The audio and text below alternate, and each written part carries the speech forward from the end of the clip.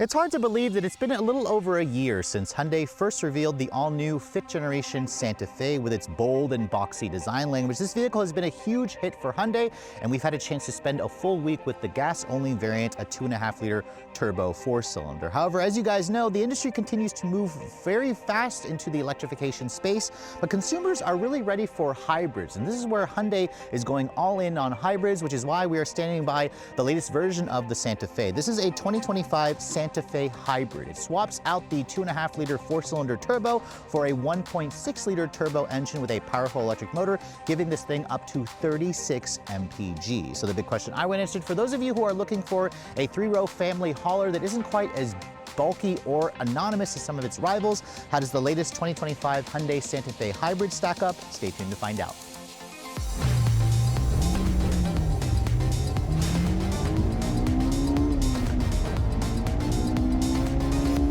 So before we start talking about the aggressive new styling of the 5th generation Santa Fe, let me go ahead and start by popping the hood and remind you guys what's powering the hybrid variant. Now, the base engine, like I mentioned earlier, was a 2.5-liter turbo 4, making around 277 horsepower. The hybrid actually has less power, but it gets significantly better MPGs.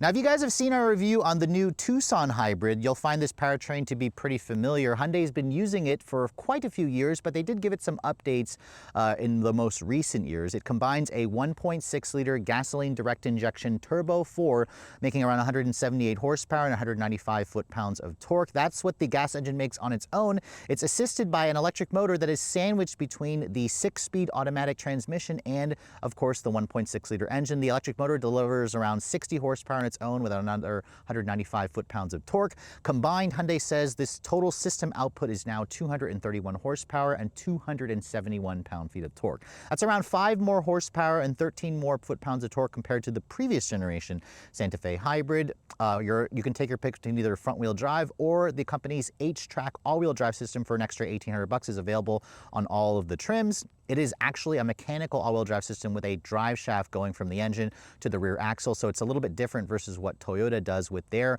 hybrid systems, which use a separate e-axle. Fuel economy for this model is significantly improved. The base SEL with front-wheel drive can get up to 36 mpg. However, if you guys go for the Calligraphy with all-wheel drive, it drops the mpg to 35 in the city, 34 on the highway, about 34 combined. That's around 11 mpg better versus the gas-only variant, which is rated at 23 combined, so that is a huge improvement. This vehicle has a 17.7-gallon fuel tank. It's the same size as the gas-only variant, which means you can go up to 600 miles of range on a full tank. That's right, 600 miles, making this the road trip king. Hyundai doesn't quote a 0 to 60 time. We'll test it out when we get it out on the road. We got 6.7 seconds in the gas-only variant. Top speed should be around 120-ish miles an hour. The downside with the hybrid is towing capacity did go down. This will tow a maximum of 2,000 pounds, and as this car sits, it weighs in at just over 4,500 pounds. It's around 100 pounds heavier versus the gas-only variant of the Santa Fe. But let's go ahead and close up the hood here and talk about the exterior styling. Now, this vehicle, when it was first revealed, definitely turned a lot of heads. It also sparked a lot of controversy. I mean, I really like what Hyundai has done with the front end of this car. It really is kind of embracing that bold and boxy design language. In fact, some of you have compared it to like a Land Rover Defender meets G-Wagon, or maybe even a Ford Flex. Certainly has a lot of cues from all of those vehicles. You can see my test car is the Calligraphy, the top-of-the-line version. It's painted in this very dark gray called Ecotronic Gray Matte. It's a matte finish color for an extra $1,000. You can see the headlights, full LEDs with the LED projector low and high beams. You also have an LED daytime running light, LED turn signal. The Calligraphy adds a different finish to the actual grille with this kind of dark metallic look with the dark metallic Hyundai logo. I also like the LED light bar with the pixels you can see in the lights. You can see it also forms an H in the design of the daytime running light, which also forms another H in the lower fascia. You can see those are some active grille shutters. They open and close based on cooling needs. You can see a nicely integrated front camera with parking sensors. The engine, as you can see, just turned on because this is a hybrid. It's been on the whole time. There are some functional air intakes there. However, this car doesn't come with any actual fog lights, which would have been nice to have. But overall, this design's been on the market for about a year, and it still, I think, looks pretty good. It turns a lot of heads. There are certain angles, however, of the car where I think it looks better versus from other angles. This is probably my favorite view of the vehicle from the front or from the front 3/4. Moving around the side profile, this is built on their new N3 architecture. It shares that with the Kia Sorento, and this car also got a growth spur when they redesigned it. Its wheelbase is now 110.8 inches. It's 2 inches longer. It's 190.2 inches long, so it's around 2.2 inches longer. Still has the same width at around 74.8, but it really just kind of looks like an elongated wagon, but it's also kind of a big boxy SUV. Again, it reminds me a lot of like a Korean Ford Flex. You can see the wheel arch trim, you can see is a nice glossy black paint on the wheel arch trim. It goes really well with the Ecotronic gray matte paint. You can see the hybrid calligraphy comes with a unique set of 20-inch wheels with a satin black finish, multiple spokes. You can see it's a Kumo all-season tire wrapped in a 255 by 45 R20. This is actually an inch smaller versus the gas-only calligraphies trim, which has a 21-inch wheel, but the tires are actually 10 millimeters wider, which is kind of interesting. You have a 13.8-inch rotor at the front with a 12.8-inch rotor at the back. All independent suspension. Hyundai says this model has roughly 7 inches of ground clearance. The XRT trim gives you around 8.3, although you can't get the hybrid in the XRT trim. Now you can see there's a little Santa Fe badge here along with a fake vent look. You can see the mirrors are power folding, integrated turn signals, full cameras around the vehicle, which is nice. I also love the black trim as opposed to the chrome. And this raised roof rail design is going to be standard. And if you guys go for the limited and up trims, you'll get a dual panel style sunroof that opens up over the front, however not over the rear. It just has a retractable shade. This area right here, as you can see, if you watch our other videos, it's like a nice little handle to kind of help shorter people kind of get in and climb up into the roof of the vehicle where you can kind of step on the tire. That's a really cool feature there, something very thoughtful that Hyundai did. And then backing away from the vehicle, this is probably my least attractive or least favorite angle of the new Santa Fe. It really kind of looks a little awkward here, and that's because Hyundai designed this car to basically they designed it from the rear first, and they wanted the rear to have an insanely large opening to get into the trunk area, which necessitated them moving the tailgate or the taillights low into the actual rear design. You can see it's a very upright look to the actual rear end design. There's also a nice spoiler back here. Your rear wiper is tucked away underneath there, along with the digital camera rearview mirror. It boldly spells out Santa Fe at the back. There's a subtle hybrid badge here along with the H-Track badge. That's going to let you know it's also all-wheel drive. Remember, you can get front-wheel drive on the hybrid. It's not standard with all-wheel drive. You can see down here the rear bumper. There's also integrated turn signals, of course. Our integrated reflector lights, your reverse lights are also down there. And then the hybrid also has a tucked away hidden single exhaust system. The gas only variant has an actual chrome tip single outlet exhaust. Now, one thing I want to mention, when you open up the trunk, I want you to notice something. There's the turn signal. You can see it's an LED, kind of reminds you of a weird H, or some have said it looks like a dog bone. Again, it's kind of a very distinctive look, but when I open up the tailgate, you can see the turn signal actually switches to that lower portion. That's because of regulations. You still have to be able to see a tailgate or tail light or a turn signal when you have the rear gate opened. And as you can see, the opening back here is massive. Hyundai had to reposition a few things here to again allow this to have a large opening. The actual strut is out to the outboard area, which definitely gives you a really large opening. And with the standard third rail, you have around 14.6 cubic feet of storage space, which is a pretty decent amount. Underneath here, you can see there's your fix-a-flat air compressor kit. There's also a little bit of underfloor storage. I believe the 12-volt battery might be underneath here.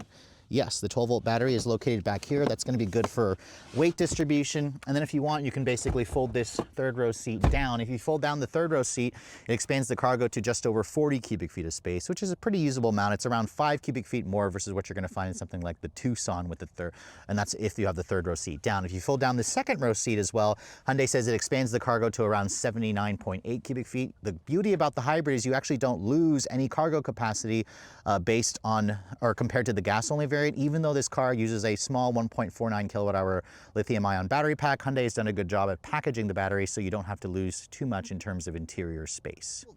So on the outside, there are very little cues to let you know that this is the hybrid version, and that trend continues when you get into the interior. Before we step inside, however, let me remind you guys what the key fob looks like. You can see this is Hyundai's newest key fob.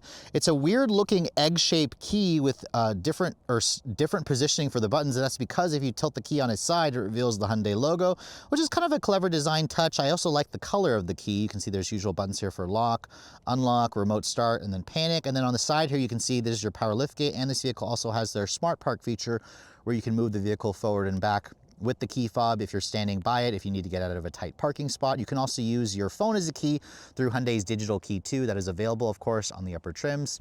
if you're an owner, that's a really great feature to take advantage of. Now you can see traditional door handle, which I really appreciate. There's a little square pad here. If you touch that, that locks the door. It's only on the 2 front doors, however. You can see the mirrors will power fold, and the vehicle has a nice little chirp to let you know that it's locking the car. This car doesn't have an walk-away auto lock or unlock feature, but if I touch the back of the door handle, you can see that unlocks the door for you, which is nice. Now, my particular test car with the Ecotronic Gray Matte is complemented by this also really nice gray interior. This is the premium Nappa leather interior. These Nappa leather seats are included if you guys go for the Calligraphy. The base SEL will have an H-Tex. The Limited will have a leather. The Calligraphy has the premium Nappa leather, so that's really nice. You can see the headrest is also nice and plush. I like how the seats are heated and ventilated as well. You have a 12-way power adjustment with the relaxation mode, where this ottoman will pop out. It'll kind of recline if you want to take a nap. It also includes a 2-person memory. And again, like I said, the gray color just looks really nice along with the two-tone. The two-tone look is included with the Calligraphy trim, so kind of keep that in mind. There are some, unique touches on the inside with this top trim. Now, looking at the door panel, you can see really high quality materials. There's a soft touch injection molded plastic with a fake stitching material. This looks like wood and it feels like wood, but it's not actually wood. It's just kind of like a plastic with a wood applique, which does look really nice with the silver trim here. You can see this is not a genuine aluminum trim, but it looks really impressive. It looks very convincing. Over on this area, this is a little bit of a cheaper plastic, but at least it's nice and padded Nappa leather right here where you'd rest your elbows. You have a 1-touch up down for all 4 of the windows. That's included only if you go for the Calligraphy. The lower trims will just have 1 touch for the front windows. High quality window controls as well. Down here, it's all hard touch plastic with some additional storage. There's a 12-speaker Bose stereo, which also sounds pretty good if you guys are an audiophile. Included, I believe, if you guys go for the limited and up trims. But overall, this interior definitely makes a great first impression. Now, stepping inside with 7 inches of ground clearance, you have a nice, easy step in. And then as I shut the door has a really solid sounding thunk. Remember, this is built off of their new N3 architecture. Now, starting the vehicle up, you can see start-stop button is right here where you'd expect it to be. And unlike the gas-only variant, there's no traditional starter noise because this is a full hybrid system. It can actually power the vehicle on electric power alone at low speeds, at light throttle applications. You can see it basically just says ready with EV there to let you know that the vehicle is ready to drive. If you guys go for the limited and up trims, you'll get a fully digital 12.3-inch instrument panel. The Calligraphy includes the heads-up display. It's only on this trim. And then all versions of the Santa Fe will come with their new 12.3-inch center touchscreen, which has their CNCC software, which now includes wireless Apple CarPlay and Android Auto. I don't have my phone connected because I'm using it to film, but as you can see, this setup here looks really upscale. It looks very modern. I think it definitely, makes you feel like you're in a vehicle that is designed for techies in mind. I also like the way the steering wheel looks. I don't love how Hyundai's been slowly getting rid of their traditional H logo. This to me looks like they're trying a little too hard to make it feel like a Range Rover at this interior, especially with the 2-tone steering wheel and the gray color. It has lots of traditional hard buttons to control what that screen looks like. You can customize that slightly to your audio control functions and your cruise control switches, which are on this side. You have paddles to control the 6-speed auto. That's a camera that watches your face to make sure you're paying attention. And then the wheel itself has a manual tilt telescoping adjustment. There's a good amount of a range here to get very comfortable. Visibility in here is also really good. The upper dash material you can see has a soft touch injection molded plastic with more of that faux stitch. Same thing over here, over this area, more of that fake wood trim. I also love the ambient lighting in this car. It's got multiple color ambient lighting, and you can actually see it actually looks pretty impressive for a vehicle that's not a luxury brand. So Hyundai's been kind of doing a great job there. Looking at this infotainment system, you can see it's pretty quick and snappy. It's easy to use. It also includes embedded GPS. If you guys want to use the embedded GPS, that's always a nice feature, but most of you are probably going to use the CarPlay anyways. When I put the vehicle into reverse, you can see there's your full 360 camera, which includes trajectory, cross traffic alert, automatic emergency braking, as well as rear cross traffic braking. Push that button there, you can see it does a full 360 perimeter scanner on the car. So Hyundai and Kia does a really great job with their infotainment systems and their backup camera resolution quality. So that's pretty much what I expect from a lot of European brands. So it's great to see Hyundai, is kind of giving you that. Going back into the setup display over here, you can adjust a couple of things. Going into like your vehicle settings here, you can also adjust the ambient lighting if you'd like. So let me just quickly show you guys that. You can see there's all your different colors. So if you want to go to like a red, you can see it actually will show the red color pretty easily. Yellow or green right there. So this is a really nice expensive looking touch that I wasn't expecting Hyundai to kind of go as intricate with their ambient lighting, so that's a really great feature. You can see down here, you've got your dual zone automatic climate control. Technically it's a 3-zone because the rear has its own climate function. You have traditional knobs here for tuning and for your volume and for the audio controls. I don't love this touch climate panel here. For example, I want to turn on the heated and cooled seats. It's located here along with your heated steering wheel. I found that this collected smudges and fingerprints quite easily. So I would have preferred this to just be a traditional button because it requires you to take your hands off or take your eyes from the road to turn the heated seat on and off, for example. Your drive mode selector is here. You can see if I flick that, there are 4 different drive modes: Eco, Sport, My Drive, which is like a custom mode. You can customize it, and then there's a snow mode. We'll try out the different drive modes later on. You can see that's with the way the gauges look. If you guys want to change the way they look, I have them basically linked to the drive modes, but you can kind of just set them to a specific gauge if you prefer it to just be one all the time. Down here you can see you've got your dual wireless phone charging pads. I believe that's included if you guys go for the Calligraphy trims and up. You have your 2 USB-C charging ports. The Calligraphy trim also includes this UVC light, which essentially if you put your phone in here or whatever you'd like in there, an ultraviolet light kind of, I guess, shines into this little compartment and it kills bacteria and germs. Hyundai says leave it in there for about 10 minutes. It'll actually sanitize your phone or whatever you'd like to sanitize, which is kind of a neat feature for you germaphobes out there.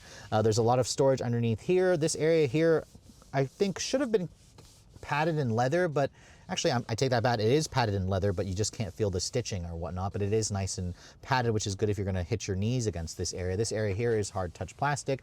Nice big cup holders over here. You also have a nice padded center console. If you open this up, you can see it offers a nice level of additional storage. And then if you also want, you can adjust this little partition if you'd like, and this little piece also comes out entirely to reveal a very deep storage area. And that deep storage area, I'll show you guys how it's like that when we get into the rear seat of the vehicle, but that's definitely a nice touch. And this also allows you to open it up in the other direction as well for rear seat passengers to access it. You also have little controls here to adjust the seat for the passenger side. The leather seats, like I said earlier, the premium Napa is comfortable, very supportive, really great for longer trips. Opening up the glove box, you can see, first of all, there's a nice little storage shelf there. If you open this up, it's a bin style. It's damped but not lined with felt. It offers additional storage over there, which is pretty nice. Above me, you can see there's a digital camera review mirror. If you guys don't like that, you can go to a conventional mirror. That's included on this trim. And then I also love the Eco Suede material here. This is also included on the Calligraphy trim along with the ambient or the LED map lighting in here. The other trims don't have this beautiful Eco Suede, which is a nice upscale touch. There's a traditional sunroof here, which you can see has a manual shade. You can also open that up to vent air, which is a nice touch as well. But overall, this interior feels really high quality. It also feels very modern. I didn't hear a single squeak and rattle this interior. Everything fits together nice and tight. It has all the latest tech that you could want, beautiful ambient lighting as well, great visibility, comfortable seats. This is basically the ultimate road trip car, and the top trims like this will fool you into thinking you're in a more expensive luxury brand. Now moving into the second and third row, this is where the Santa Fe is a very excellent family vehicle. If you guys can't decide between a Tucson or a Palisade, this is going to split the difference. Now if you guys go for the Calligraphy trim, it does include the standard captain's chairs, which does limit the seating capacity to 6. The Limited will have a bench, which will increase your seating capacity to 7. These captain's chairs, however, are really comfortable, covered in the same plush Napa leather. These seats are also 3-level heated, which is a nice touch. These armrests here are also adjustable. You can actually adjust that via a nice satisfying click. You can see here on the door panel material, it has the same soft touch injection molded plastic with the faux stitching, more of that fake wood, the fake aluminum. Nice padded leather over here, along with the button there to control the heated seat. No cooled seat, however. Window is one touch up and down, and you also have these manual retractable sunshades, which is great if you guys again have a sleeping child back here. Like the cup holders in the doors, along with the additional bottle holder down here, it's all hard touch plastic. Now, getting into the second row area, you can see legroom space for the hybrid model.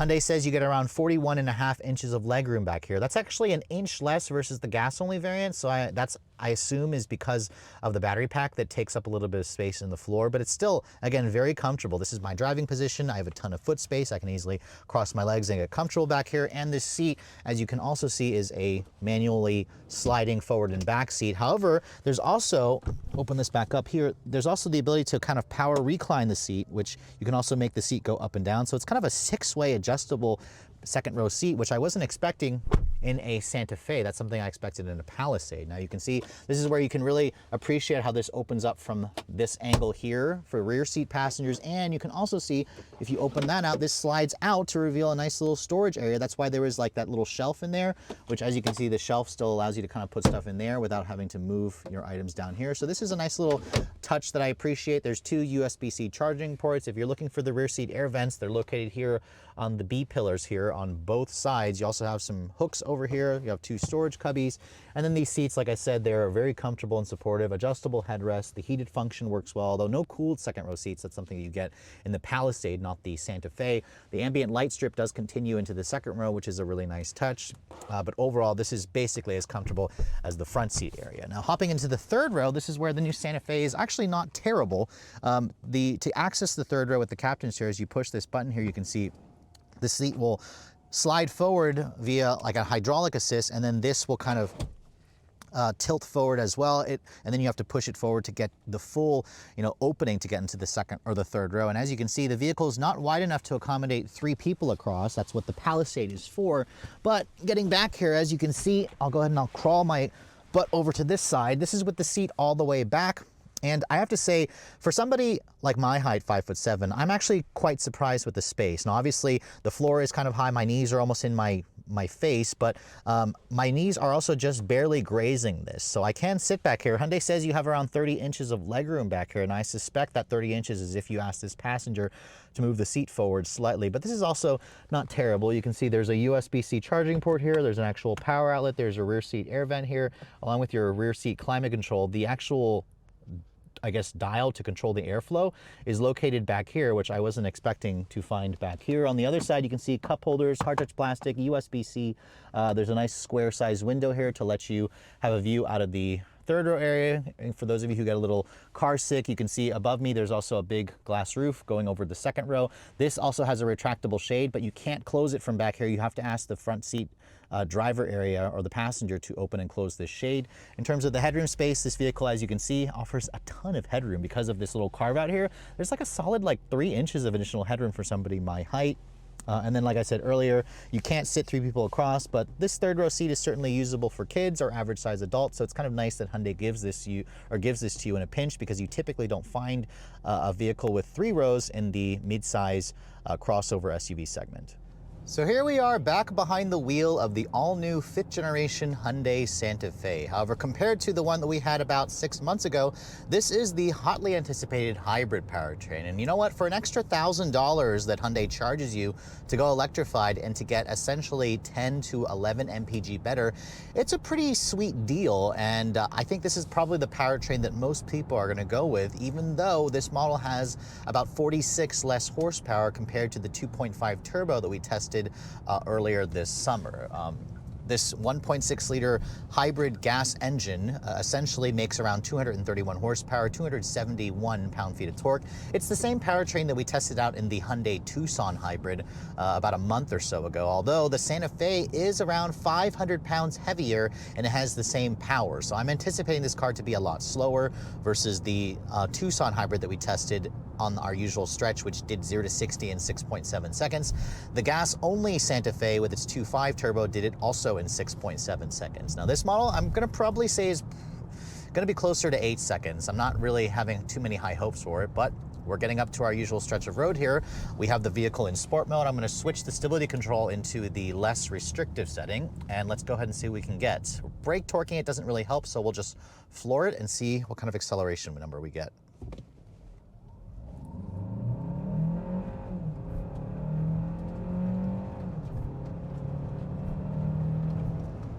All right, we got 0 to 60 in 7.18 seconds there. So 7.2 seconds, that's about a half a second slower versus the turbo gas-only variant, and also about a half a second slower versus the last Tucson hybrid that we tested. That time is actually not bad. I was anticipating it'd be a lot slower. Like a lot of the magazines I've been seeing, their reports are like 0 to 60 in 9 to 9.5 seconds. So I'm really pleased to see that this is not as slow as that. And you know what? This powertrain, what it solves compared to the 2.5 is the electric motor provides instantaneous torque off the line. I mean, around 60 horsepower is coming from the electric motor side. But when you're waiting for the gas engine to wake up and for the turbo to spool up, the electric motor is there to kind of fill in the gaps. And I really appreciate that. So I think that the tuning of this powertrain is certainly very nice.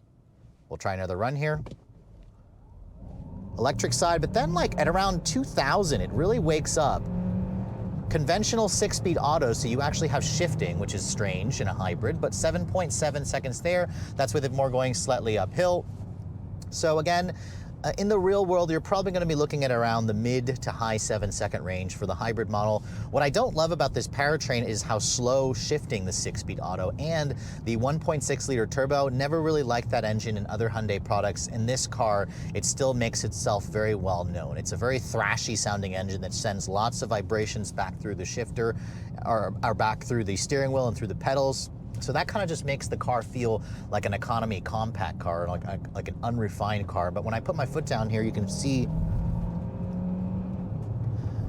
the slow shifting 6-speed does do a good job at like actually shifting gears once you get it going. It just takes a second for it to actually downshift, but it's not bad. What I really like about the electric motor side is Hyundai has been tweaking the powertrain a little bit, their hybrid powertrain, to kind of give you more electric only assist, and I really like that. It just essentially gives you that instantaneous torque, but then you feel a shudder when the transmission and the engine wakes up. So I don't love that. The transition isn't quite as seamless as the Toyota and Honda hybrid systems. And this is where I think if Hyundai would just switch out this 6-speed auto and switch it to a CVT, they've got a wonderful intelligent variable transmission, an IVT, in the regular Elantra. That should really be used as the transmission, but Hyundai wanted to go with a more conventional feel for this powertrain, and that's why they use a 6-speed auto, which is kind of good for enthusiasts, not great for drivability, because let's be honest here, most people who drive a hybrid vehicle like that, they don't really necessarily care too much about the shifting. All they're looking for essentially is just the seamless transition of power. There is a mechanical linkage between the engine and the rear drive shaft, so it's not like Toyota where they use a separate electric motor to power the rear wheels where it's an electronic all-wheel drive system. This is a mechanical all-wheel drive system, and it definitely will give you some advantages if you guys plan to do a little bit more off-roading versus, you know, some of the Toyota hybrid systems, which may run out of steam, especially when the electric motor runs out of juice. But overall, it's a very pleasant driving vehicle, and I think most people are going to be pretty happy with how this thing feels. But put my foot down here, I just wanted to test the responsiveness.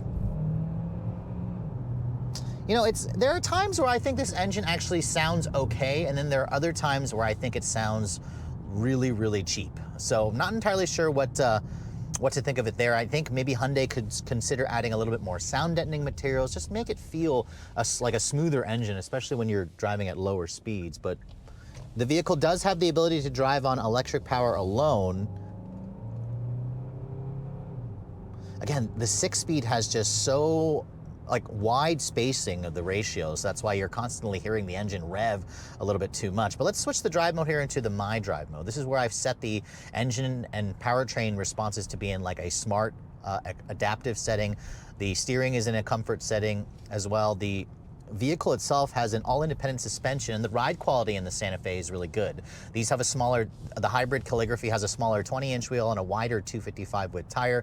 This definitely glides down the road with a level of solidity. It doesn't feel like a European car per se, but it definitely has a nice controlled ride quality. The structure feels nice and solid and stiff. The seats are also really comfortable. I'm sitting here like on longer trips. I drove this vehicle on a 2-hour road trip, and I could do it all day long. The seats are really plush. I love the premium Napa leather seats that you get in this trim. The heat function works really well. The heated steering wheel works well. Hyundai doesn't offer a massaging seat on the Santa Fe, but that's something you can get on the Palisade, of course. You kind of have to step it up the totem pole. And then in terms of visibility, I can see out of the front, the side, and the rear quite nicely. There's also a digital camera rearview mirror there where I can activate if I'd like to do so, which really expands your rear view. So visibility in this car is excellent. In terms of driver assistance tech, Hyundai's Driver Assist 2.2 is going to be included on the top trims. This has active steering assist, traffic jam assist. It also has your blind view cameras whenever you signal left and right, along with active lane keep assist. It all works fairly nicely. The tech in this car also works good. I can see over the hood quite nicely as well. It's also pretty quiet in here, aside from the thrashy engine that makes its presence known. Don't love the way the engine sounds, but when you're driving it in EV mode, when it's in AV, like right now, it's cruising along in EV mode. It's telling me that it's not using any gas, obviously, but it just does a really good job of just being a daily driver. Although I will say that this car is definitely not sporty to drive, but it also feels bigger than what it actually is. So you kind of have to get used to that. Some SUVs drive smaller than they are. This car drives bigger than it actually is. So once you kind of get past that, it's still a pleasant driving vehicle.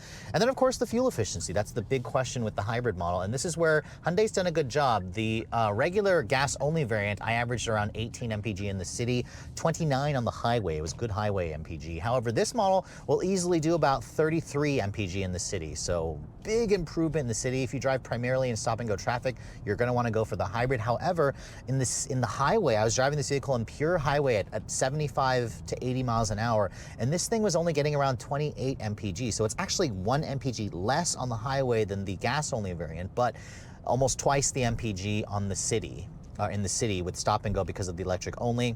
On a full tank of fuel, theoretically, you could do 600 miles of range. I was doing around 520 in my real world testing. That's an extra 120 miles of range compared to the gas only variant, and that's because this car has the same 17.7 gallon fuel tank. That's on regular gas. It's got a much larger gas tank versus the Tucson hybrid, which this tank is about 4 gallons larger, which is why it has better range. So excellent range. This is an amazing road trip car. It offers slightly slower acceleration, but I think the trade-off for the MPGs is definitely going to be worth it, especially if you drive primarily in stop-and-go traffic. On the highway, if you do primarily highway driving, the gas-only variant, for me at least, got better gas mileage, just 1 MPG better. So not that big of a difference, but again, mix it with some highway and some city and you're gonna get significantly better fuel efficiency. So overall, this is a really pleasant car. If you guys are looking for a 3-row family SUV, you don't necessarily need the bulk or length of like a Palisade or a Telluride or a Grand Highlander per se. You want something, but although it's bigger than like your neighbor's CRV or RAV4 or Tucson, this new Santa Fe, especially with the hybrid powertrain, is a big improvement. Although I think Hyundai could make this even better if they would just swap out the 6-speed auto for a CVT and also do something with the engine to make it sound a little bit less thrashy, especially, you know, when you guys are trying to accelerate a little harder. Now, Hyundai obviously took a big risk when they decided to significantly redesign the all-new Santa Fe with this bold and boxy design language. However, I think that risk pretty much paid off for Hyundai because sales have been through the roof. I've been seeing a ton of these things everywhere I travel to, including in my home area here in South Central PA. It's been a really great seller for Hyundai. The company managed to do around 131,000 units in the US last year. I wouldn't be surprised to see this year if they're on track to do probably more, to maybe closer to 150,000 units. It's a really great car. I wish I could tell you what the actual take rate has been between the hybrid and the gas only variant, but I don't have that number right now off of the top of my head. Now, if you guys are trying to compare this car to the gas only variant, as you guys saw, the powertrain is slightly slower 0 to 60 wise, but still 7.2 seconds is certainly pretty respectable. The beauty about the electric part, however, is it gives you all that instantaneous torque off the line. So the lag that I experienced with the base 2.5 with its dual clutch and the turbo engine, that pretty much is gone when you go for the hybrid model. There is still a little bit of lag from the 1.6 liter, but the electric motor part definitely does its job to kind of cover that up, which is fantastic. The 6-speed auto is a smoother transmission versus the 8-speed dual clutch, but it also is a slow shifting transmission. I just picture how this car would be so much better if Hyundai replaced the 6-speed auto with a CVT. I hate that I'm saying that as an enthusiast, but let's be honest here, people who buy this aren't enthusiasts. They just want it to be the smoothest and most efficient and smoothest accelerating vehicle that you're going to find, and I think Hyundai could really improve this powertrain with their IVT, their intelligent variable transmission from the Hyundai Elantra. That's something that hopefully they'll do something very soon. In terms of fuel efficiency, you guys saw we got around 33 mpg in the city, closer to 34 if you drive even more economically. On the highway, it did only 28 mpg, but you can realistically do over 500 miles of range on a full tank, which is a big improvement over the 400 that we got in the gas-only variant. I love the fact that Hyundai kept the fuel tank the same size, even though you guys go for the hybrid, which takes up a little bit of space. Handling, this is definitely not a sporty vehicle, but it's extremely comfortable with cushy seats, plenty of interior space, really impressive technology as well, and a very practical trunk cargo area. So I think Hyundai has pretty much nailed the family-friendly quotient of the Santa Fe, and with the hybrid powertrain, they've definitely delivered a significant gain in fuel efficiency without sacrificing acceleration too much. Now, cons, I mean, I find very little aside from the fact that some of the angles of this car aren't the most attractive, especially from this angle, but again, looks are always subjective. And then of course, with this being a fully redesigned model with all the latest gadgets and gizmos, it's going to be more expensive. And the 2025 Santa Fe starts at around $34,200. If you guys want to go for the hybrid, you start at the base SEL trim with front wheel drive. It's going to cost you $37,200. It sounds like Hyundai charges $3,000 extra for the hybrid. However, they don't offer the base SE in the hybrid configuration. So really you have to look at an SEL gas to an SEL hybrid, and the price delta is only $1,000. So I think for $1,000, this is definitely worth the extra charge. You're gonna make that money back very quickly in fuel savings alone. Now, if you guys wanna step it up to the limited trim, the limited is definitely going to be the sweet spot, I think, for many, but it's gonna cost you an extra $7,000 to go to the limited. It's gonna cost you around 44 grand plus 1,800 again if you guys want all-wheel drive. This Calligraphy version starts at around $47,000. Again, add $1,000 for the paint charge, $1,800 for all-wheel drive, the destination charge, and all in, my particular test car here is just under $52,000. So 52 grand certainly used to be Palisade money, but again, a fully loaded Palisade can get around $55,000. This car's closest rival is probably going to be its sister vehicle, the Kia Sorento hybrid, which starts at around 38 grand, but tops out at around $48,000. You could also compare it to a Toyota Highlander hybrid, a regular Highlander, which starts at around $46,000 for the regular hybrid, goes up to around $55,000 if you guys go for a fully loaded Platinum. So I think Hyundai has priced this vehicle well. It is certainly a practical car. It's a standout, bold design that's extremely comfortable on the road, as well as being an excellent road trip car. And of course, with the addition of the hybrid powertrain, this now makes it one of the most fuel-efficient offerings out there. Just be sure you're okay with its somewhat thrashy sounding engine, especially if you guys drive at highway speeds a lot, and it's somewhat slow shifting transmission, but at least it is a smoother powertrain versus the gas-only variant. But while that said, hope you guys have enjoyed my full overview on the brand new 2025 Hyundai Santa Fe Hybrid. If you're also looking to see the latest cars I'm testing, be sure to follow me on Instagram at redline_reviews, like us on Facebook, and as always, guys, please keep subscribing to the Redline Reviews YouTube channel for all the latest reviews. Thank you so much for watching. I'll catch you all in the next video.